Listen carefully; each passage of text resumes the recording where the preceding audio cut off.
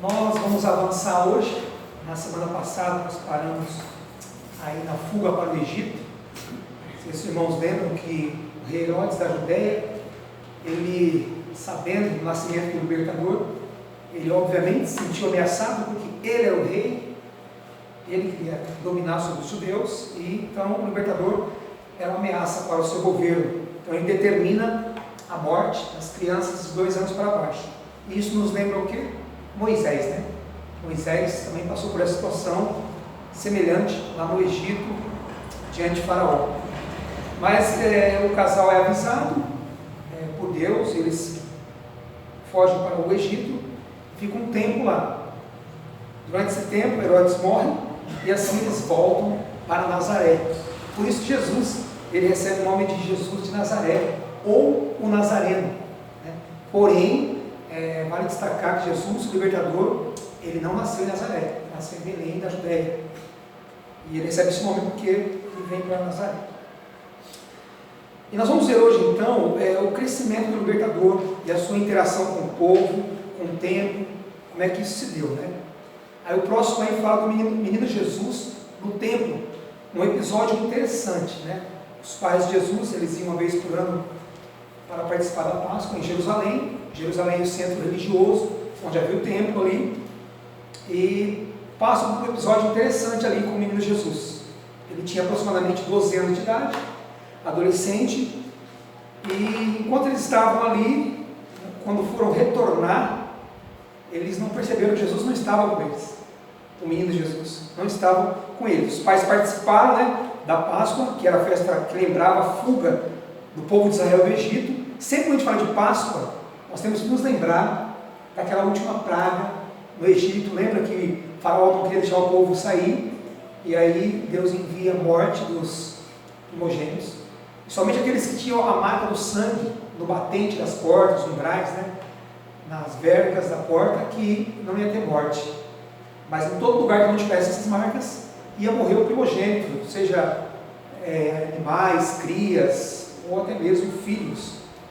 Então, se tornou um marco, porque a partir disso aí, o Faraó libera o povo para sair do Egito, e se tornou uma marca ali, celebrar a primeira Páscoa, e é interessante que isso se tornou uma festa muito praticada pelos judeus. E a ocasião aqui em que os pais de Jesus perdem ele, é essa ocasião, né?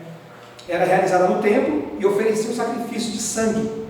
Não podemos esquecer que a prática de sacrifício de sangue era muito comum também, pois lembravam, né, o cordeiro que morria para cada família, para aspergir o sangue nos umbrais da porta. Eu acabei de comentar com os irmãos. Jesus aqui tinha, como eu falei, aproximadamente 12 anos. E ele crescia em sabedoria, graça e estatura diante de Deus, diante dos homens. Interessante que Jesus, quando os pais já estavam voltando para a cidade deles, dão falta de Jesus, retornam para Jerusalém à procura dele, e ali questionam onde eles estavam e tal, e ele fala no ministério dele, que o objetivo dele era estar cuidando das coisas dos pais deles, do pai dele. Aquilo era meio estranho para os pais, né? O texto fala que Maria guardava aquilo no seu coração, cada citação, cada palavra de Jesus, né? E os pais de Jesus, eles precisavam de salvação. Jesus não precisava, porque ele era Deus, e não tem pecado, mas os pais precisavam. Os pecadores sacrificavam aguardando o libertador. Então essa prática era feita porque eles estavam aguardando ainda o libertador. Conhecer e aceitar o libertador era uma necessidade de todos. Todos precisavam conhecer e aceitar, crer no libertador.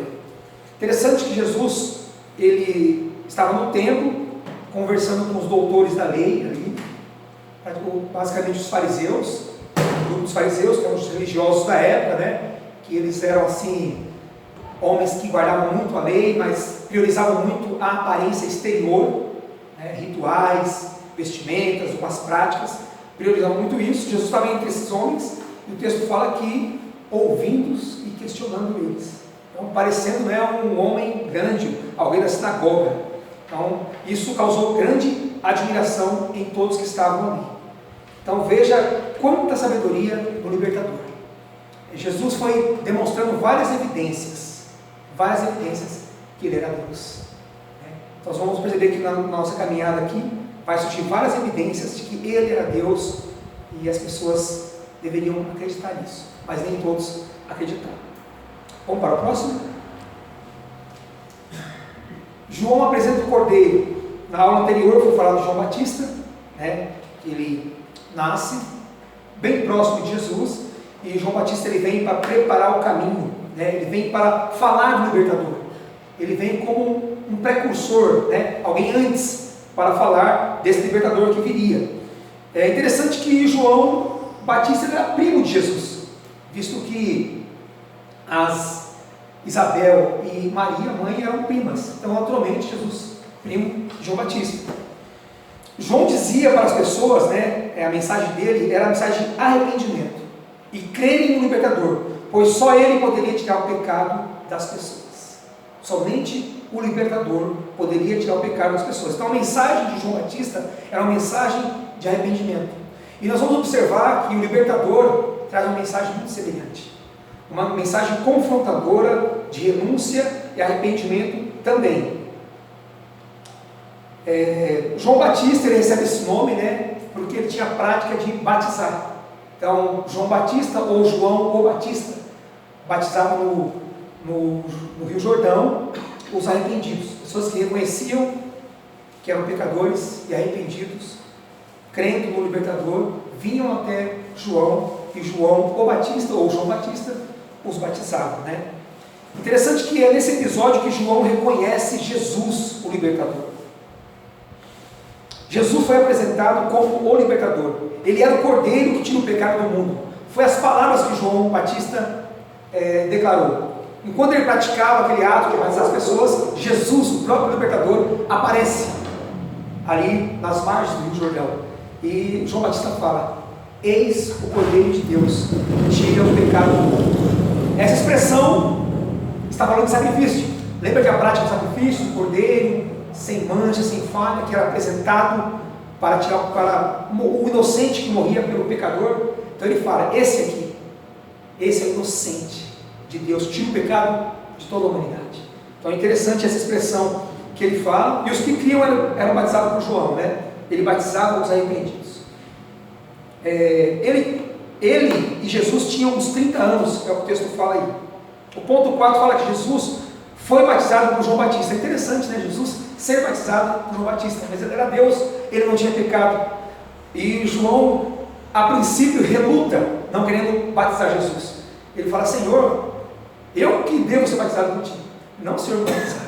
Mas o Senhor fala que deve ser assim, para cumprir as Escrituras. Jesus foi batizado por João Batista, não porque era pecador, mas porque concordava com a mensagem de que as pessoas deveriam se batizar e crer nele. Jesus dá um exemplo, Jesus dá uma demonstração de que ele era o libertador, de que ele era o fruto de credibilidade. Aí você pergunta: por que será que João Batista reconheceu Jesus quando ele apareceu, né? Certamente o Pai o revelou.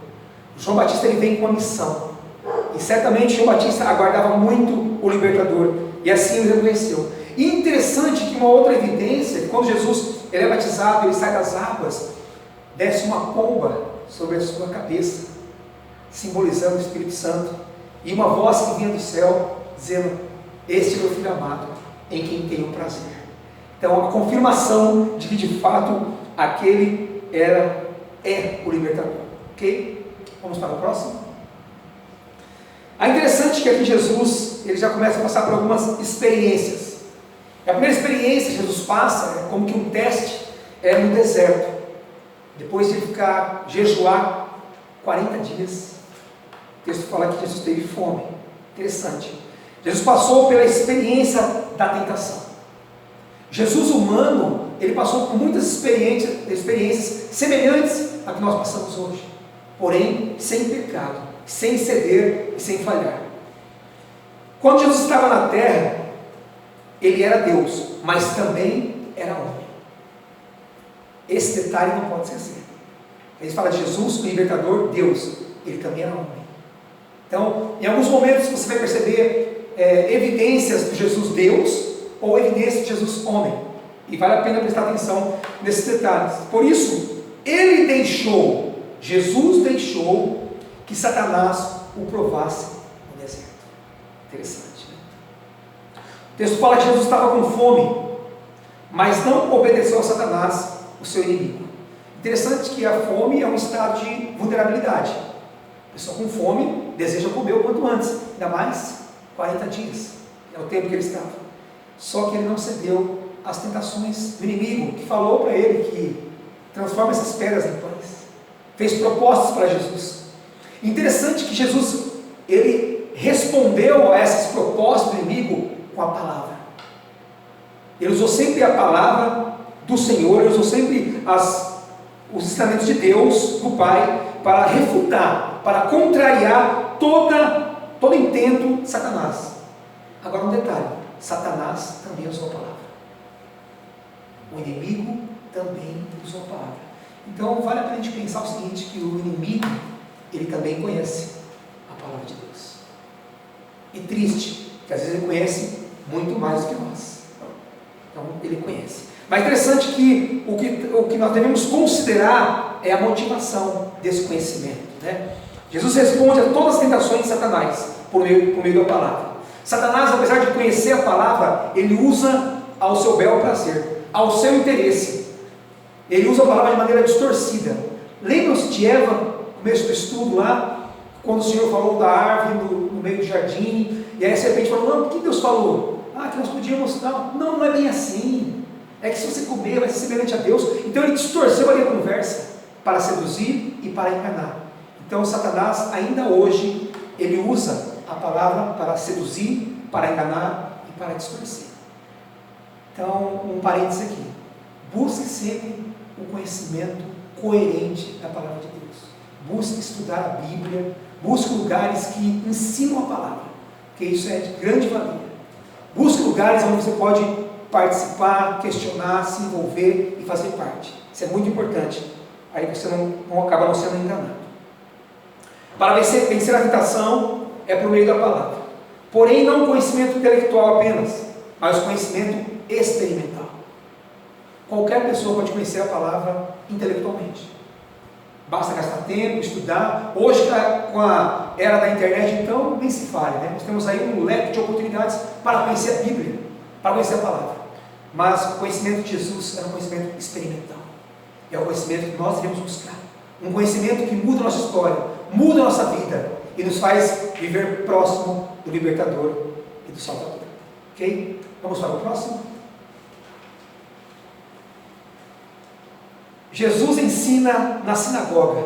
Jesus começando aqui o seu ministério. Interessante que sinagoga, né, é um local de reunião judaica, né, um lugar de reunião religiosa, e propício para Jesus estar ali. Então Jesus ele também é bem estratégico. Ele não estaria em qualquer lugar assim do nada. Ele usaria realmente um ambiente, um lugar onde as pessoas iam atrás de conhecimento, atrás de saber sobre a religião, sobre os acontecimentos. E Jesus, obviamente, se utilizou da sinagoga também, dessa reunião judaica, para ali estar ensinando, né? Além do templo, o povo se reunia nas sinagogas, um lugar para estudar a palavra de Deus, e a palavra que seria o Antigo Testamento, né? E a lei também. As pessoas se admiravam, porque ele não ensinava como os fariseus, mas com autoridade.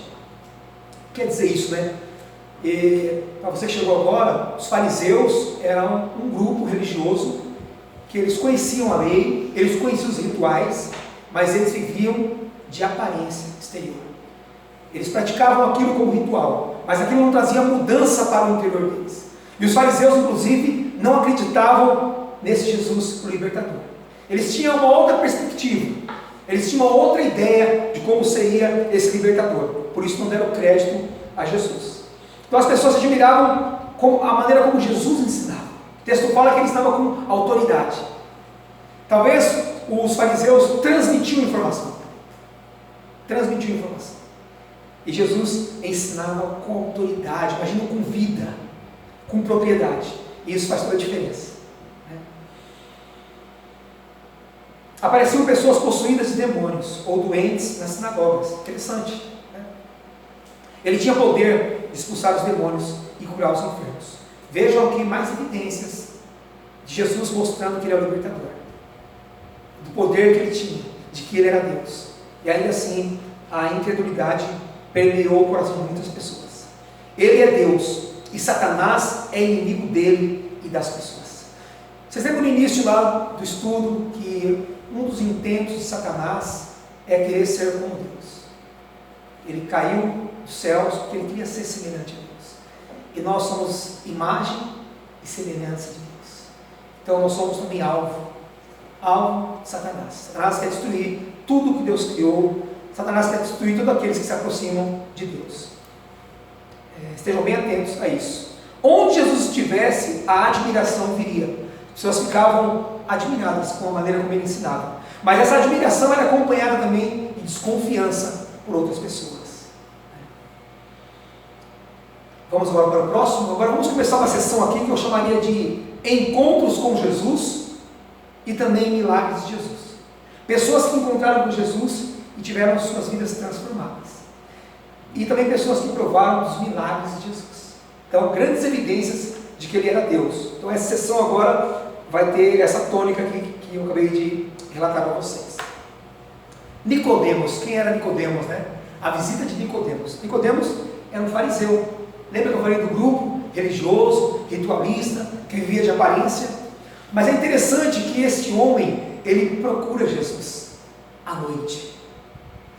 Então a gente não pode generalizar, né? Acreditar, por exemplo, que uma pessoa faz parte de uma seita ou de um determinado grupo religioso, a gente não pode jogar a água da banheira com o bebê. Às vezes num grupo como esse, assim, tão resistente, tem alguém que fica curioso e espantado, mas esse cidadão tem algo diferente. Os milagres, o ensino, a forma como ele age, como ele interage. Então, em meio aos fariseus, este homem se interessou em saber quem era Jesus, ao ponto de chamar ele de mestre. E ele tem um diálogo com Jesus aqui. Tem um diálogo com Nicodemos, um fariseu, procurou Jesus à noite. E aí o autor comenta que talvez para que os seus amigos não soubessem, pois os fariseus não aceitavam que Jesus fosse Deus. Acabei de falar para vocês. Os fariseus não aceitavam. Como que Nicodemos ia num horário comercial, ia em público até Jesus? Ele com certeza ia sofrer consequências do grupo religioso que ele fazia parte. Então ele procura de maneira particular. E Jesus disse para Nicodemos que ele precisava nascer de novo. Expressão muito estranha. Jesus explicou que precisava nascer da água, que é a palavra de Deus e do Espírito. Nicodemos se interessa em saber quem é Jesus. Essa parte que ele fala, nascer de novo, é um nascimento espiritual. Todos nós precisamos nascer de novo. Nascer de novo é quando você crê em Jesus Cristo como teu libertador, como seu salvador, e quer seguir este caminho. E quer viver esse caminho de santidade, esse caminho de retidão, esse caminho de obediência. Perceba que nas lições anteriores, o que pesava muito era a desobediência do povo, que trouxe a esse povo consequências. Então aceitar o libertador é decidir viver um caminho de obediência, de renúncia dos seus impulsos, desejos e prazeres, às vezes pecaminosos, para viver a vontade do libertador, que é Deus. Então nascer de novo é isso, é o nascimento espiritual, é receber o Espírito Santo na vida. Ele disse que assim como a serpente de bronze que Moisés fez no deserto, lembra essa história? O povo de Israel pecou diante de Deus, vinham víboras e picavam, muitos morreram. Eles clamam a Moisés, pedem socorro, e Moisés Deus orienta Moisés a levantar uma serpente de bronze numa haste, e acontecia que todos fossem picados por uma víbora, e olhasse para a serpente, era curado na hora. Então é interessante que esse episódio que aconteceu lá atrás, já estava fazendo um prenúncio do libertador, porque a serpente agora aqui, Jesus fala, é ele. Ele disse que assim como Moisés levantou a serpente, importa que o Filho do Homem, Jesus Cristo, o libertador, fosse levantado no madeiro, o madeiro é a cruz. Jesus também seria levantado. Nicodemos precisava crer nisso para ser salvo. Não bastava Nicodemos admirar o ensinamento de Jesus, as palavras, a sabedoria, a habilidade, os milagres. Como hoje, no nosso tempo, muitas pessoas admiram. Por exemplo, tem colegas meus que falam, como eu gosto dos ensinos dos crentes, os cânticos, eu vejo umas coisas, admiram, mas não tomam uma decisão, não quer experimentar caminhar com o libertador. E a proposta de Jesus para Nicodemos é que ele precisava nascer de novo. Ele precisava experimentar esse caminhar com o libertador. Essa vida espiritual, essa vida eterna. Jesus disse o quanto Deus amou o mundo e falou da sua morte em favor do pecador. João 3,16 fala que Deus amou o mundo de tal maneira, tão grande, que Ele enviou Jesus, seu Filho, para morrer na cruz do Calvário, por todas as pessoas. Mas todos aqueles que creem no libertador não iam morrer mais, mas tinha a vida eterna. Estranho, não morrer mais, como que é isso? Sabe que existem 3 tipos de morte, né? A morte espiritual, que é a separação de Deus; a morte física, que é a que nós conhecemos, que partimos deste mundo; e existe a morte eterna, que é a separação irreversível de Deus, um dia da eternidade, que não há mais condições. Vamos chegar nessa parte também, quando falarmos do rico e Lázaro. Deixa eu ver aqui se mais alguma coisa.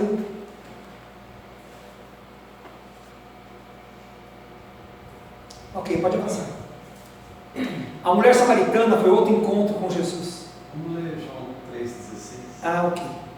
Alguém pode ler para a gente? João 3,16? Porque Deus amou ao mundo de tal maneira que deu o seu Filho unigênito, para que todo o que nele crê não pereça, mas tenha a vida eterna. Unigênito, Filho único, para que todo aquele que nele crê no libertador não pereça, não morra para sempre, mas tenha a vida eterna. Mais para frente vamos falar o que é essa vida eterna que o libertador procura para nós. Então, outro encontro foi com essa mulher samaritana. Interessante que os samaritanos eram um povo também que não tinha um bom relacionamento com os judeus.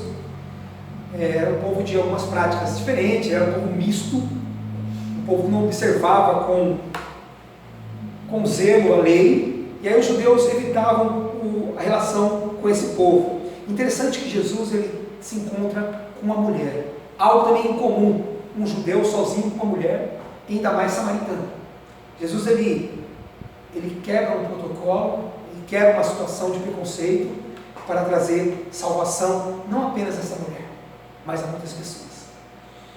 Eu gostaria de destacar aqui que Jesus, ele não foi, as pessoas usam essa expressão, eu me incomodo essa expressão, que Jesus foi um revolucionário. Eu não gosto muito dessa expressão, porque revolucionário dá uma ideia de alguém que veio para distorcer todo o contexto, veio para causar. Jesus não veio para isso. Ele veio, ele cumpriu bem ali a lei, ele foi bem coerente, ele se batizou. Só que Jesus ele veio quebrar alguns paradigmas, ele veio quebrar algumas condutas que precisavam ser quebradas e mudadas. E essa é uma: trazer salvação a todas as pessoas, a todas as nações.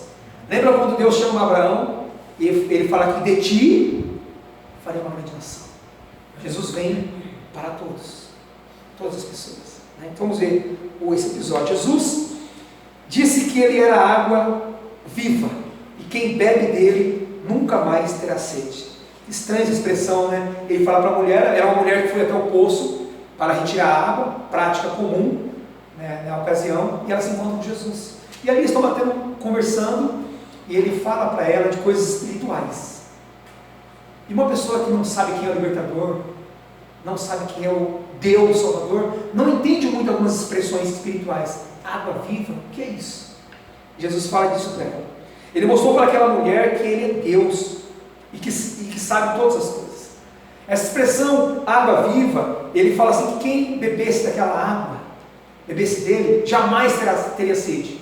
E interessante que ela fala: Senhor, então me dê essa água, para que eu não precise vir aqui no poço buscar mais essa água. Só que ela não entende o que ele estava falando. Ele estava falando de si, o libertador, crer nele, seguir a ele. Interessante que ele fala da história da condição moral daquela mulher. Aquela mulher vivia uma vida conjugal distorcida, ela teve vários homens, e o homem que ela estava não era marido dela. Jesus na conversa revela isso a ela, isso é impactante para ela. Ela vê que ele é um profeta, ela vê que ele é uma pessoa diferente, aquilo mexeu com essa mulher. Então ele mostra para ela que ele é Deus, e que ele sabe todas as coisas. A mulher pensava que conhecia Deus, mas só quando creu em Jesus entendeu a salvação. Essa mulher samaritana era meramente religiosa. Ela conhecia um pouco da religião, mas ela não sabia quem era o libertador. Então, ela tem essa experiência. E beber dessa água viva fala de satisfação plena. Realmente, aquele que experimenta Jesus, aquele que experimenta o libertador, tem satisfação plena. Não estamos falando aqui da inexistência de problemas e de lutas e dificuldades. Não é isso. Nós estamos no mundo, somos seres humanos e vamos passar por muitas dificuldades. Mas saber que tem o libertador, a água viva, é uma outra postura que nós temos. É uma outra conduta que temos. É alguém que temos para recorrer, para buscar em oração e acreditar no cuidado dele. A mulher pensava que conhecia, né? Ok, número 3, muitos daquela cidade eram religiosos, igual a mulher. E também foram salvos. Foram salvos por quê? Depois dessa experiência que essa mulher tem com Jesus, que ela sabe que é o libertador, porque revelou a condição dela, essa mulher volta para a sua aldeia. E ali ela fala para as pessoas que ela tinha encontrado um homem que falou a sua vida. E é interessante que muitos acreditaram no relato dela, mas foram ver quem é Jesus. Se eu não me engano, Jesus passou 2, 3 dias ali e tiveram a oportunidade de conversar com Jesus. E aí muitos creram nele. Há muitos que são religiosos, mas não conhecem Jesus como o libertador. Ser religioso não é o mesmo que conhecer a Jesus. Isso é muito interessante. Nós vivemos num mundo muito religioso, mas de pouco conhecimento quem é o libertador e qual o objetivo que ele veio aqui nessa terra. Jesus falava de coisas espirituais para aquela mulher. E no fim, o testemunho de Jesus, a conversa de Jesus, o ensino dele alcança muitas pessoas daquela região que viviam junto com aquela mulher. Quanta sede as pessoas têm hoje. E diante de nós está a água viva, Jesus Cristo. Vamos avançar? Jesus cura o paralítico. Então já vamos falando de encontros e de milagres também de Jesus. Jesus, ele é o modelo de ser humano. Lembra quando eu falei no começo que Jesus, ele é humano e Deus? Talvez a nossa mente não consiga compreender isso, né? Como pode? Mas Jesus é humano e Deus. E integralmente, plenamente humano e plenamente Deus. Ele não era mais ou menos um, mais ou menos outro. Ele era Deus, mas também era homem. E como eu falei no início, em alguns momentos, o Jesus homem vai se manifestar. Em alguns momentos, o Jesus Deus vai se manifestar. E ele é o nosso modelo de humanidade. Se você quer ser um exemplo de ser humano, olhe para Jesus. Olhe para algumas situações que Jesus se compadece das pessoas. Que nós possamos imitar o nosso libertador. Jesus amava as pessoas e curava as suas doenças. É o que o texto diz. Ele curava as doenças. Estava em uma casa cheia de gente. Parece que Jesus estava aqui na casa onde ele ficava, onde ele morava, né? A cidade de Cafarnaum, o local onde ele se encontrava aqui, né? E estava cheio de gente. É interessante que no começo do ministério de Jesus Cristo, ele atraía muita gente queria ouvir Jesus. E geralmente os ensinamentos de Jesus Cristo eram por horas, eram longos e extensos. E havia um paralítico ali que estava com dificuldade de chegar até onde Jesus estava, mas ele tinha amigos com ele. E veja a figura aí, os amigos conseguiram abrir um buraco no teto ali e descer aquele paralítico, aquele doente, diante de Jesus. As pessoas não perdiam a oportunidade de estar diante do libertador, estar diante do Salvador, o Messias esperado. E algumas doenças, né, interessante, isso foi falado nos estudos anteriores, vale a pena repetir, algumas doenças são por causa do pecado, mas todas são consequência do pecado no mundo. Deu para entender essa parte? Algumas doenças são por causa do pecado, um erro que você comete, você vai sofrer a consequência do pecado específico, mas todas as doenças são consequência do pecado no mundo, que contaminou a humanidade. É importante nós considerarmos isso. Jesus tinha poder para curar e para perdoar pecados também. Somente Deus pode fazer isso. Só Deus pode curar e perdoar pecados. E Jesus, ele faz isso. Ele fala para esse homem: perdoar estão os teus pecados. Agora vocês imaginam quantas pessoas haviam aí nessa casa, e entre as pessoas haviam aqueles que eu falei no começo, os fariseus, e eles se incomodaram com essa expressão: perdoados estão os seus pecados. Imagina os fariseus entenderem o burburinho: o que ele pensa que é? O que ele está falando aí? Será que ele acha que é Deus? E é interessante que Jesus, ele conhecendo o pensamento das pessoas, irmãos, o libertador é maravilhoso, ele conhece o pensamento das pessoas. Ele fala para que saibam que o Filho do Homem tem poder sobre tudo, sobre todos. Além de perdoar os pecados, Jesus cura esse paralítico. E as pessoas ficam espantadas com aquilo. Grande admiração, grande espanto trouxe para as pessoas. Os fariseus não acreditavam que ele era Deus. Veja, interessante, mesmo vendo as curas que Jesus fez, muitos não acreditavam que ele era Deus. E ainda existem pessoas que não acreditam. Ainda existem pessoas que não acreditam que Jesus é Deus, é o libertador, é o Salvador. A expressão perdoar pecados era uma ofensa, era uma blasfêmia para aqueles religiosos da época. E assim Jesus faz, e vai além, e cura aquele homem. Então, um encontro que trouxe milagre e transformação para aquela vida. O próximo slide é Jesus e os seus discípulos, os 12 discípulos. O libertador teve 12 discípulos, homens que ele escolheu para caminhar com ele. A palavra discípulo quer dizer seguidor. Então eram pessoas que seguiam ele, estavam sempre com ele. Eram homens simples, pessoas do campo, pessoas comuns que viviam com Jesus. Ele escolhe 12 homens que seriam chamados discípulos, seguidor e futuramente apóstolos. Apóstolo quer dizer mensageiro, preparando eles, E ele ia ensinar muitas coisas a eles. Esses discípulos, que eram 12 homens mais próximos de Jesus, aprenderam muito com Jesus. Mas é interessante, Mesmo esses mais próximos de Jesus, também, em algum momento, não acreditaram nele suficientemente.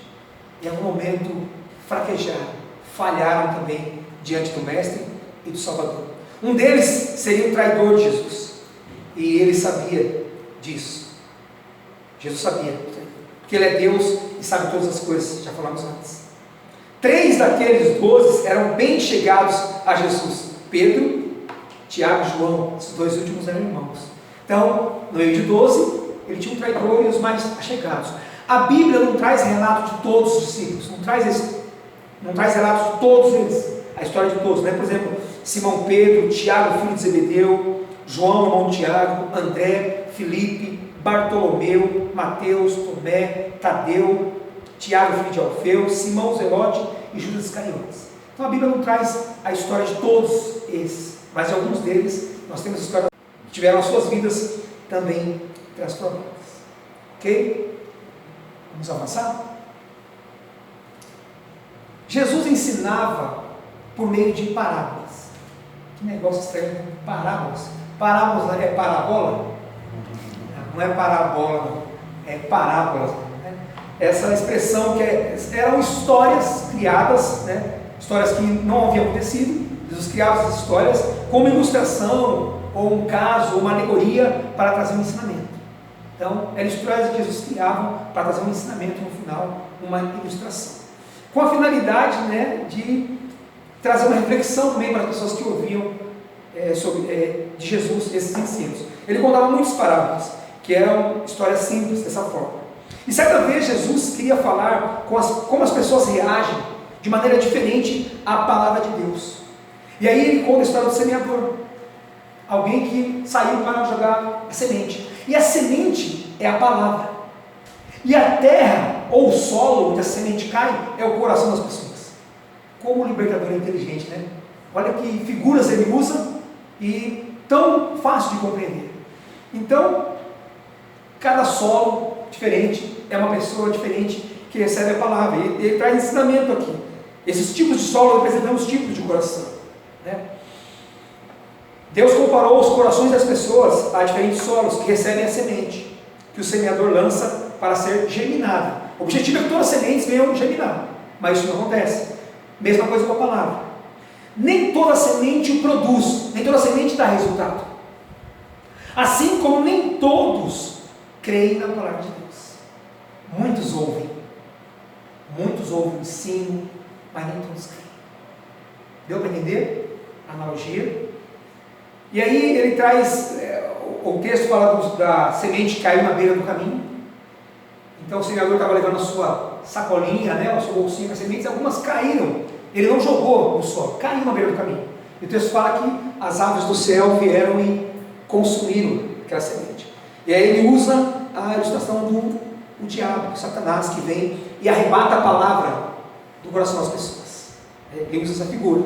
O outro solo que ele usa é um solo rochoso, cheio de pedras. A semente cai ali e por não ter raiz, porque é meio de pedras, não tem como a raiz, ela logo morre. Não tem raiz, não vai para frente. E ele compara aqui as pessoas que recebem a palavra até bem no começo, mas as dificuldades da vida, as pressões, as lutas, rapidamente fazem elas desistirem dessa palavra. E fala também das que caem no meio dos espinhos. As sementes que caem no espinho são as pessoas que ouvem a palavra, mas as preocupações e os prazeres da vida não permitem que elas deem fruto, que elas prossigam. Então é importante você considerar essa ilustração de Jesus, muito importante também para nós vermos como o Senhor lança a sua palavra. Aqui nós temos todo tipo de solo. Em cada solo a semente vai reagir de uma maneira. Ok? Vamos avançar? Jesus acalma a tempestade. Era muito comum, em alguns momentos, Jesus com seus discípulos ir de barco de um lado para o outro em algumas regiões. E aqui tem um episódio muito interessante, onde eles sofrem aqui uma tempestade forte e a embarcação quase vem a pique, né? Quase que ela vem a afundar. E se ele criou todas as coisas, tem poder sobre elas. Talvez seria estranho se imaginar Jesus ali na embarcação e todo mundo para morrer. Como pode? Mas ele criou todas as coisas e tem poder sobre todas elas. Jesus, sendo o próprio Deus, criou o mar, o ar. Por isso ele pode controlar a fúria do mar, os ventos e a tempestade. Aí o que eu falei anteriormente, lembra dos 12 discípulos, que também foram, infelizmente, até os discípulos que eram próximos dele, não criam nele suficientemente. Não criam nele. E nesse episódio aqui acontece isso. Os discípulos ainda não confiavam totalmente em Jesus e ficaram impressionados com a autoridade que ele tinha até sobre as águas. Às vezes nós nos vemos como discípulos, né? Às vezes nós cremos em Jesus quando tudo está bom, quando há emprego, há saúde, está tudo bem. Parece que é fácil crer em Jesus, né? Mas o grande desafio é crer em Jesus quando os ventos estão soprando o contrário. Ventos de enfermidade, luta, desemprego, escassez. São nesses momentos que a nossa fé ela é forjada, ela é testada. E nós temos que, Senhor, me ajuda na minha fé. Senhor, me ajuda a crer, a continuar. A presença de Jesus não vai impedir as tempestades em nossas vidas. Jesus estava no barco, e a tempestade sobreveio.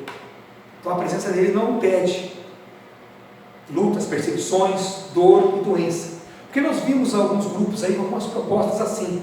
Eu vi um grupo que passou um slogan, uma frase assim: pare de sofrer, aceite Jesus. Eu vi essa frase, parece bonita, impactante, mas na verdade eu vejo pessoas aceitando Jesus, seguindo Jesus e passando por sofrimentos. Parece meio contrário, né? Meio estranho. Talvez teria que analisar mais profundamente essa frase, porque todas as pessoas que seguiram Jesus passaram por lutas, dificuldades, tempestades com ele no barco. Mas a diferença é que a nossa vida não se limita a esse momento, a essa passagem. Somos peregrinos nessa terra e a nossa história não acaba aqui. Então, crer em Jesus, aceitar o libertador, é a garantia de que teremos ainda uma continuidade com ele para todo sempre. Ter Jesus na vida não é sinônimo de ausência de problemas, mas uma forma diferente de encarar esses problemas. É importante considerar isso, ok? O próximo, Jesus cura o endemoniado, um homem que era possesso por demônios, né? Na região dos Gerazenos. Satanás e os seus demônios escravizaram um homem que vivia acorrentado no cemitério. Ainda hoje Satanás escraviza as pessoas. Talvez a gente não vê assim, semelhante a essa situação aqui, um homem no cemitério acorrentado. Talvez nós não vemos assim. Hoje o Satanás escraviza as pessoas por outros meios. Um meio que Satanás escraviza as pessoas é pelos vícios, pela dependência, pelos impulsos, pelos maus hábitos, pelas inclinações, tendências, o descontrole emocional e outras formas. Satanás escraviza as pessoas, mantendo elas aprisionadas numa situação. Ainda hoje é assim. E Satanás não quer ver as pessoas salvas de seus pecados e amando a Deus. Lembra que eu falei no início? Somos imagens semelhantes de Deus. Satanás não quer ver a imagem e semelhança de Deus em harmonia com o Criador. Então ele vem para destruir as pessoas que creem no libertador e querem servir ao libertador. E hoje ele age com muita sutileza. Hoje Satanás, ele age com aparência de bem. Ele age com algo assim sutil que parece inofensivo, mas que engana, seduz e conduz as pessoas à morte e à distância de Jesus Cristo, o libertador. Jesus muda a história e a condição das pessoas. Aquele homem estava escravizado naquela situação e Jesus expulsa o demônio daquele homem e a vida dele é transformada. Ele creu no Salvador, creu no libertador, a sua vida mudou, mas as pessoas daquela cidade expulsaram Jesus dali, ficaram revoltadas com o que Jesus fez. Por quê? O demônio falou: olha, tire-nos daqui e nos coloque. Estava passando uma manada de porcos, vários porcos passando ali por perto, nos lance nesses porcos, essa manada de porcos. Jesus enviou os demônios para aquela manada e aquela manada se precipitou num desfiadeiro e morreram afogados ali, né? E foi um prejuízo econômico para aqueles da cidade, que perderam os porcos, perderam sua economia. E interessante, né? As pessoas preferem o materialismo, as conquistas materiais, do que uma pessoa liberta da escravidão do diabo.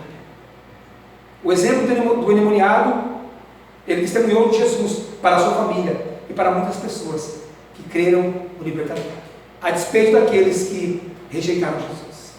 Vamos avançar? João Batista decapitado. Lembra de João Batista? Eu falei no começo, ele vem para anunciar do libertador, ele batiza Jesus.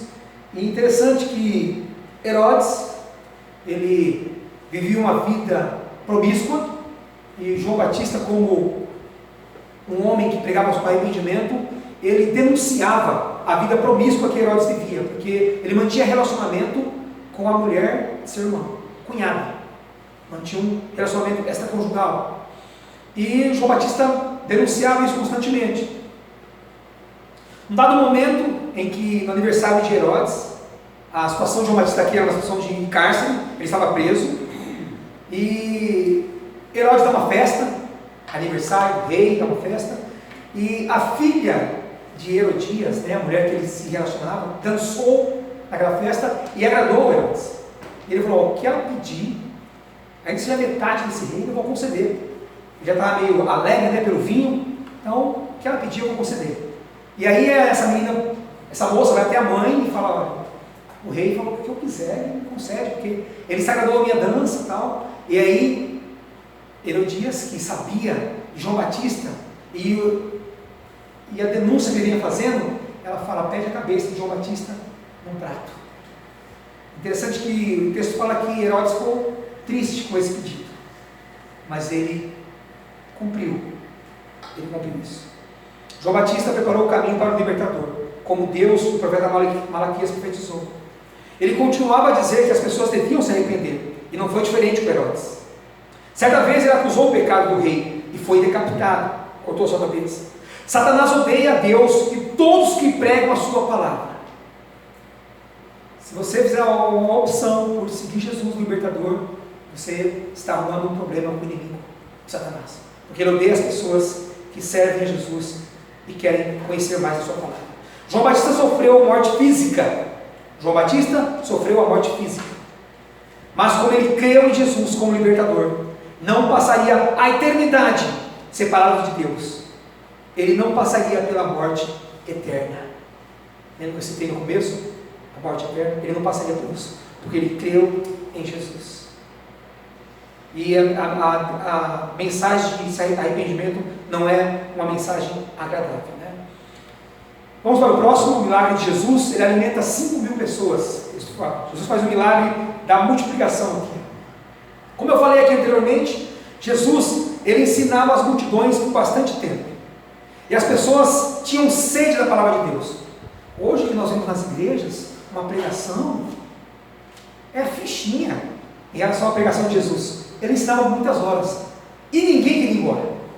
Era bom ouvir Jesus, era agradável, ele tinha autoridade, ele era manso, ele ensinava de maneira diferenciada, ele era Deus.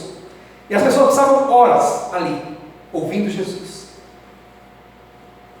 Jesus, que é Deus Todo-Poderoso, multiplicou os 5 pães e os 2 peixes que tinham para mais de 5.000 homens, mais mulheres, crianças, ou seja, umas 15.000 pessoas. Então, num dado momento, os discípulos falam para Jesus, pediam a multidão, estava tarde, não tinha o que comer, e o que eles tinham lá, como o autor não traz detalhes, né? Mas ele tinha lá apenas 2 peixes e 5 pães. E Jesus multiplicou isso e alimentou a todos. O Jesus humano e divino nessa mesma situação. Humano porque ele se compadeceu da situação daquelas pessoas, e divino pelo milagre que ele fez. Numa mesma situação, o humano e o divino se manifestando aqui. O texto fala no final que ainda se recolheram 12 cestos cheios de pedaços e farelos de pão. Todo mundo se alimentou, saciou e sobrou. Então Jesus é espetacular, o libertador. Vamos para o próximo. A tradição dos fariseus, falei para vocês que é esse grupo, né, o grupo religioso, e a tradição deles. Deus, ele não trata as pessoas segundo os méritos delas, posição, crédito, mas pela fé. Ele trata as pessoas pela fé que as pessoas têm em Jesus. Jesus falou muito sobre os fariseus, esse grupo. E eram religiosos que faziam boas obras, pensando que seriam aceitos por Deus, mas não queriam confiar que Jesus era o libertador. Muitas pessoas nos nossos dias ainda acham que por ser uma boa pessoa, gente boa, não faço mal para ninguém, eu cumpro os protocolos, eu faço minha boa ação, está tudo certo. Não é os nossos méritos, nossos feitos. O que vai conduzir a gente para a eternidade, morar com Jesus, é crer no libertador, é crer no Salvador. Jesus dizia que as pessoas tinham somente que crer nele, mas os fariseus ensinavam que não, que tinham que fazer boas obras, fazer rituais, fazer mais alguma coisa com seus próprios esforços, senão Deus não aceitaria. Isso é um ensino errado, tá? Se você ouviu por aí, não, eu preciso ainda fazer isso, eu preciso cumprir uma promessa, um pacto, um objetivo. Não, Jesus não quer nada de você. Ele quer que você creia nele, creia na sua palavra, creia que ele é o libertador, que ele é o Salvador. Só isso, mais nada, para alcançar a salvação e a aprovação do Senhor. Eles estavam seguindo o caminho de Caim, os fariseus, né? Lembra de Caim? Caim apresentou uma oferta para tentar impressionar a Deus, que achava que Deus aceitava as suas próprias obras. Deus não aceita as nossas obras, Ele aceita nós.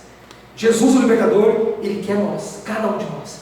Ele não quer o que nós fazemos, o carro que temos, a casa, a posição, o curso. Isso não tem importância para Jesus. A nossa vida sim. Isso tem grande importância e grande valia. As demais coisas são passageiras, né? Nossas obras de justiça, elas são como trapos de imundície, né? Elas não têm valor nenhum. Vamos para o próximo slide. Jesus, o bom pastor. Pastor é aquele que cuida das ovelhas, né? Veja a figura aí, ó, aí é o aprisco, né? O aprisco é o local onde as ovelhas ficavam guardadas. Aí, em algum momento elas saíam para o campo, depois voltavam, o pastor controlava isso, cuidava delas. Então Jesus traz essa figura também dele como o bom pastor. Ele se compara a isso, né? Símbolo de nossa relação com o libertador. Ele se comparou a esse pastor de ovelhas que cuida delas e que dá a vida pelas ovelhas. Na época, o pastor passava a noite à porta do aprisco. Está vendo o pastorzinho na porta aí? Ele passava a noite nessa porta aí, né? Lugar onde ficavam as ovelhas. E ele mesmo servia de porta. Perceba que não tem nenhum lugar a não ser onde ele está. Ele é o único acesso para as ovelhas. Nós devemos entrar por esta única porta para sermos salvos. Com isso, o ensinamento que está por trás aqui é que não existe nenhum outro meio de salvação, de vida eterna, se não for pelo libertador, pelo Jesus, o bom pastor. Ele é o único acesso, ele é o único meio, ele é a nossa proteção. Nós devemos entrar por essa única porta para sermos salvos. Na arca de Noé só havia uma porta. Lembram do dilúvio? Só havia uma porta para entrar e ser salvo da destruição. Não tinha atalho, não tinha plano B, não tinha boia, não tinha jet ski, só tinha uma porta de salvação. E Deus fechou essa porta depois que todos entraram e veio o dilúvio. Jesus é essa porta. E Ele é o pastor que cuida, que vigia por nós. Porta é símbolo de acesso, de entrada, de saída. Deus está à porta de nossas vidas. Apocalipse fala que Ele está à porta batendo. Ele fala que se alguém ouvir a minha voz, eu entrarei na vida dele e eu vou se alimentar com ele, vai se alimentar comigo. Então, porta fala de acesso. Então, pense nisso. Próximo, a ressurreição de Lázaro. Lázaro era um amigo de Jesus. Lázaro morre e as irmãs de Lázaro vão até Jesus, sabiam do libertador, sabiam que ele era amigo de Lázaro e vão atrás de Jesus Cristo, pois seu amigo havia morrido. Todos sofrem consequências do pecado, que é a morte física. Vale a pena lembrar disso. Todos sofrem a consequência do pecado, que é a morte física. Nós morremos fisicamente por causa do pecado, que em todo mundo. Lembra de Adão? Então, por causa do pecado, da queda, a morte foi inaugurada. Então, todos morrem por causa disso. E Jesus foi chamado, pois era amigo de Lázaro, né? Mas ele demorou para chegar ao lugar onde Lázaro estava enfermo. Aquela situação se agravou, mas o próprio Jesus falou para os seus discípulos que estavam com ele, que aquela situação não era para a morte, mas para a glória de Deus. Os discípulos não entenderam aquilo. Muitas das expressões de Jesus, os discípulos não entendiam. Jesus falava de coisas espirituais, e eles ainda eram imaturos para compreender muitas coisas. Ele disse que era para a glória de Deus, a fim de manifestar que o libertador tem todo o poder sobre a morte. Havia passado 4 dias e Lázaro já estava sepultado e morto, e Jesus veio e ressuscita. Jesus viu o túmulo do amigo e chorou. Olha o Jesus humano se manifestando aqui. Jesus, ele chora, então Jesus tem sentimento, ele se compadece, ele vê aquele momento triste das pessoas e ele tem empatia com aquelas pessoas. E Jesus ama as pessoas e não deseja a morte. Jesus, ele sabe o quanto a morte nos entristece. Por isso o pecador precisa crer em Jesus, que livra ele da segunda morte, a morte eterna. Lázaro, ele morreu fisicamente, foi ressuscitado, mas certamente ele morreu de novo. Mas ele não passou pela morte eterna, que é a separação irreversível de Deus. Interessante, esse é um dos versículos muito lindos da Bíblia, quando Jesus fala para as irmãs que estavam desesperadas pela morte do irmão, e elas falam que, Jesus fala assim, olha, eu sou a ressurreição e a vida. Jesus fala isso para ela, no Evangelho de João, no capítulo 11, versículo 25, ele fala, aquele que crê em mim, ainda que esteja morto, viverá. Esse versículo é espetacular. Às vezes você vê esse versículo nos velórios aí, né? Mas às vezes está muito bonito, mas falta a compreensão daquela verdade. Entender o que é aquilo, porque aquilo quer dizer o seguinte, que o caixão ali, a pessoa que creu em Jesus, que aceitou o libertador, o caixão ali não é o fim, aquilo ali é uma passagem, há ainda uma história depois disso. Jesus é Deus e podia fazer Lázaro viver novamente, e ele fez isso. Todos ficaram muito admirados, mas os fariseus, lembra desse grupo? Planejavam matar Jesus, pois não o queriam como Deus libertador. Eles se incomodavam com a forma como Jesus fazia tudo aquilo. Jesus não veio como eles esperavam e imaginavam o Salvador, o libertador. Jesus veio bem simples. Na aula anterior vocês viram como ele veio de maneira bem simples e foi surpreendente para aquele povo. Vamos para o outro texto, a transfiguração. Essa palavra transfiguração significa transformação metamorfose ou desfigurar, né? Essa palavra quer dizer isso, a mudança da face. Jesus ele mudou a face dele, a aparência dele diante dos seus discípulos. Num episódio interessante, mais um dos milagres de Jesus, né? Como vimos, dos 12 discípulos de Jesus, eles tinham 3 mais chegados dele. Qual o nome dos 3 mesmo? Pedro, Tiago e João. Então os 3 mais chegados dele, né? Então esses 3 mais chegados, Jesus levam eles para uma experiência. Jesus levou eles para um monte e mostrou algo maravilhoso. Apareceram ali Moisés e Elias e conversavam com Jesus. Imagina que cena espetacular, que visão que esses homens tiveram, que experiência, né, que eles tiveram ali. O rosto de Jesus ficou muito brilhante e as roupas muito brancas, e uma voz do céu veio: este é o meu filho amado, a ele ouve. Esse é o libertador, ouça o libertador. Quando Deus ecoou uma voz do céu falando sobre Jesus, é validando, é mostrando. Olha, esses 3 discípulos não tinham desculpa para não crer, eles ficaram maravilhados em a voz do céu: esse é meu filho, a ele eu ouvi. Tudo isso mostra que Jesus é Deus. O assunto naquele momento era sobre a morte de Jesus, porque eles conversavam com ele, mas ele disse que não ficaria morto, ele passaria pela morte, mas não ficaria morto.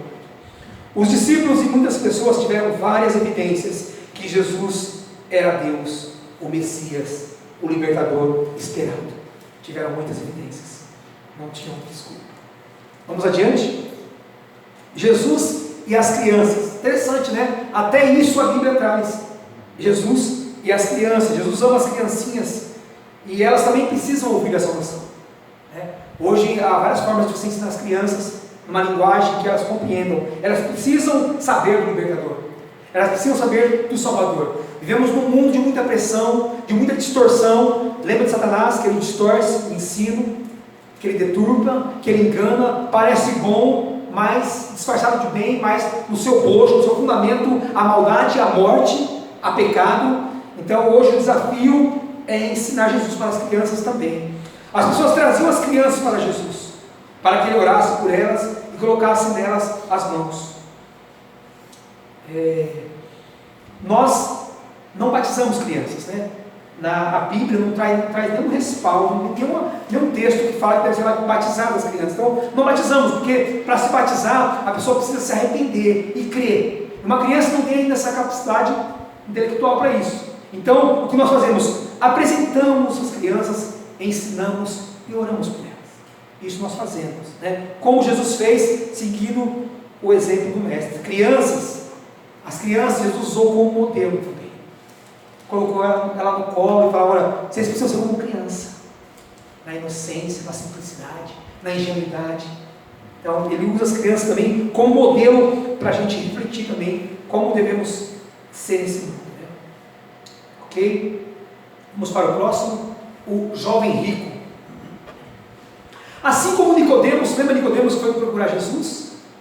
Houve um jovem também que se interessou por Jesus. O jovem rico, ele queria a vida eterna.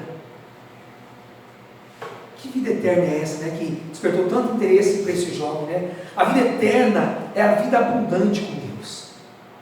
Vida eterna não é só uma vida sem fim. Parece que vida eterna é algo que nós vamos adquirir, mas não, a vida eterna você recebe quando você crê no libertador.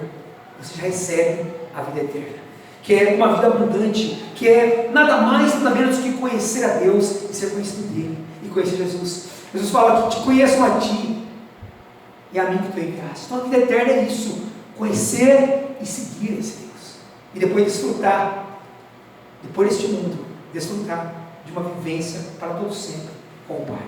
Então o jovem queria isso. Ele pensava que podia ser aceito por Deus sendo um bom filho, não roubando, não matando ou fazendo boas obras. Interessante, né? Lembra os fariseus. Então, boas ações, né?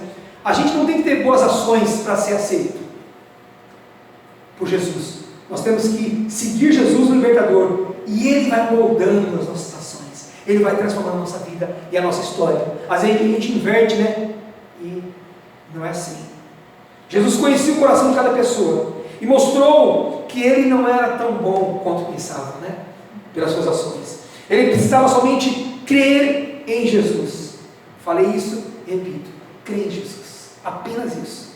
Só há salvação quando cremos em Jesus, somente isso, nada mais.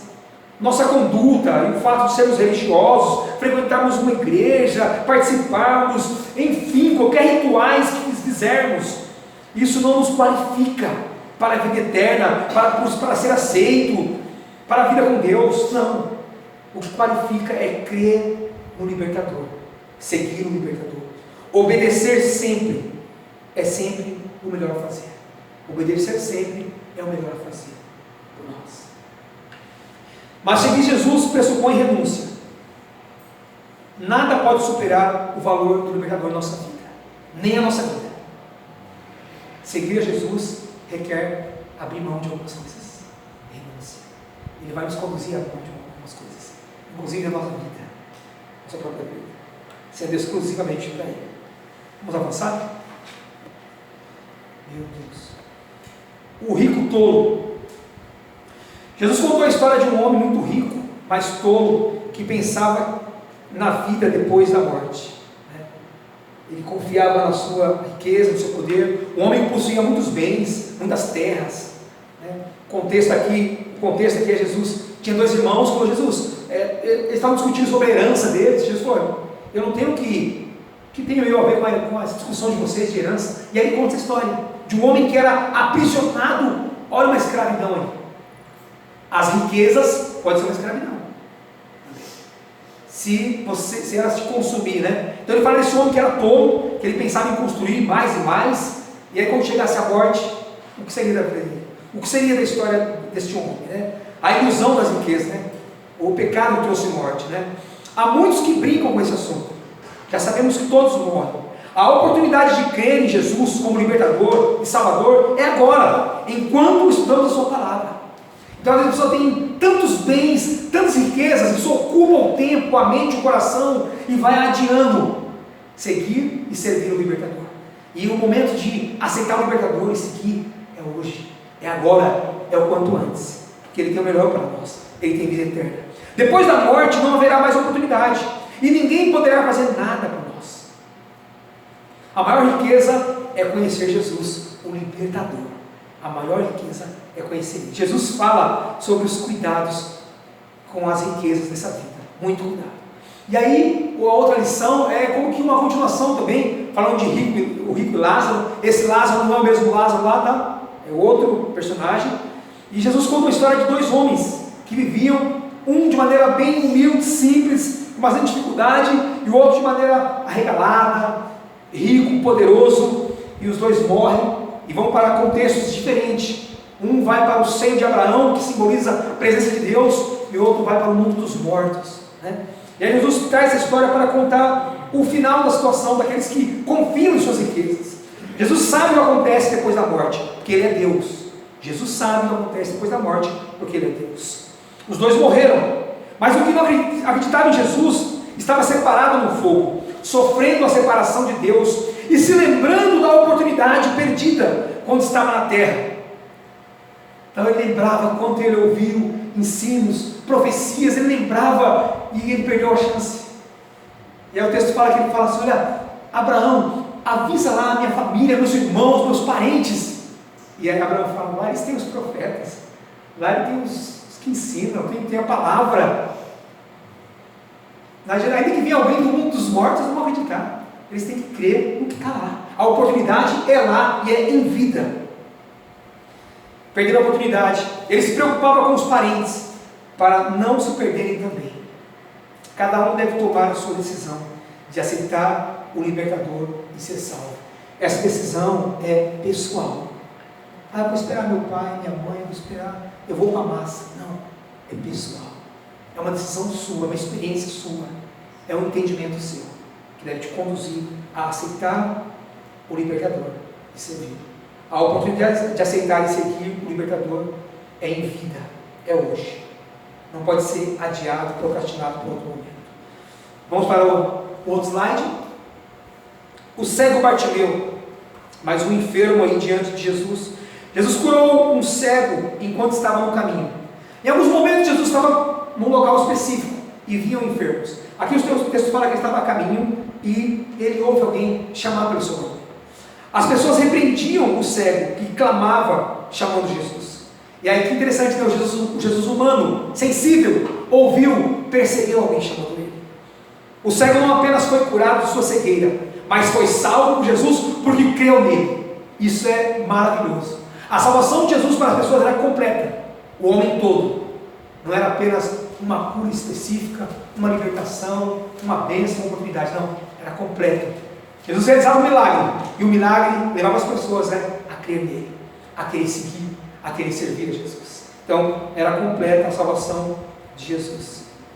Não só como alguém que curava, mas como libertador, aquele que oferecia a vida eterna. Não adianta ser curado de doenças e não ganhar a vida eterna, pois os que são curados, algum dia vão morrer. Algum dia vão morrer. Não vamos querer tirar proveito de Deus, das suas bênçãos. Vamos querer só as bênçãos de Deus. Nós vamos querer o Deus das bênçãos. Isso é o que nós mais podemos para nossas vidas. Jesus, como libertador, veio para trazer libertação completa para todos nós, para todas as pessoas nas suas lutas e enfermidades. Jesus é mais do que as pessoas imaginam. Jesus é o libertador. Jesus é Deus. Jesus tem salvação completa para todos nós. Como nós falamos aqui algumas vezes, aqui é um estudo assim, um resumo, né? Então vale a pena você se aprofundar, conhecer a palavra, a Bíblia, buscar ajuda, buscar conhecimento, buscar orientação em mais detalhes que você tenha dúvida e queira aprender. Bom, Deus abençoe a todos.